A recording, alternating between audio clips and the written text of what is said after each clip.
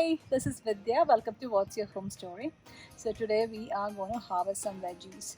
So I think the garlic, potatoes, and some Swiss chard and the cauliflower. Actually, cauliflower is way past its prime. There were three of the cauliflowers. It's a purple cauliflower, and I was hoping that the third one would grow, but we got a pretty bad heat wave last week, and because of that I think the growth is stunted. So anyway, I'm going to harvest all those. This is our cabbage tunnel.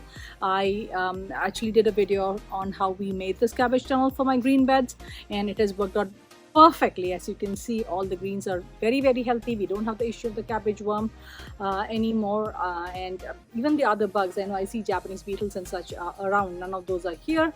And as you can see, the garlic, some of them I am seeing the flower pods, the buds, so they are ready to harvest. And also the leaves in the bottom leaves, 3 or 4 of them are dried, so that is a sign to harvest garlic.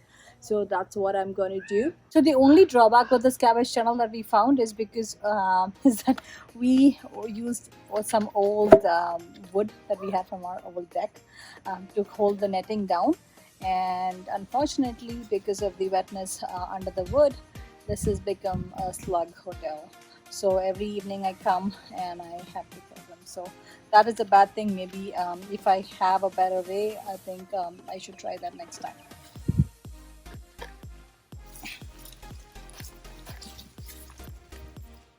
First one.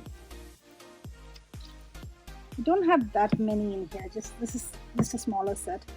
I already harvested one batch last week, not last week, last month, and I did post the video in my how to start a veggie garden, so you can see in that as well. These are not that deep. I think I can get them. Oh, I see a big one. I get the garlic smell. Yeah, see, that's a big one. And then I have one more patch out here which I'll harvest right now. This is today's garlic harvest. I will let it dry in a cool and dark place for about a couple of weeks and then use it. Next is cauliflower. As I said, it's already past its prime, and it because we had the heat wave, it didn't the heads did not come out properly. So this is one, and there's an even smaller one on that side. These are broccoli that I started from seed. And this is the second cauliflower. See, it's tiny. I think I'm not going to harvest that right now. I'll give it some time. Hopefully that'll be better. So this is definitely past its prime. So what happened was I was hoping the other one would be good, would grow by the time. So I should have harvested this before. Oh, and these slugs. I told you, right? The slug hotel. That's what the leaves are. But at least I don't have the cabbage fly. So this is a purple cauliflower. It's graffiti cauliflower. Look at these guys. Swiss chard. Look at the size of these leaves.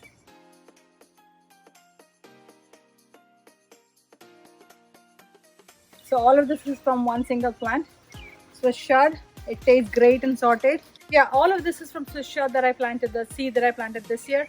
I have a few that overwintered from last year. Those are starting to set seed. So I'll show that to you. Like I said, these are starting to set seed, but they are really delicious. Even the seed pods, I just use them in saute.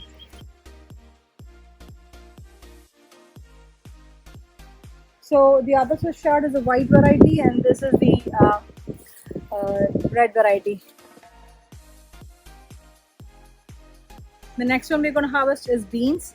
So the beans are ready. I have a couple of, actually not a couple, 6, maybe 4 plants here and a few on that bed. This is the bush variety of beans, and they are the easiest thing to grow. They do slow down a little bit when it gets too hot, maybe late July, but they pick right back up as the weather gets a little bit better.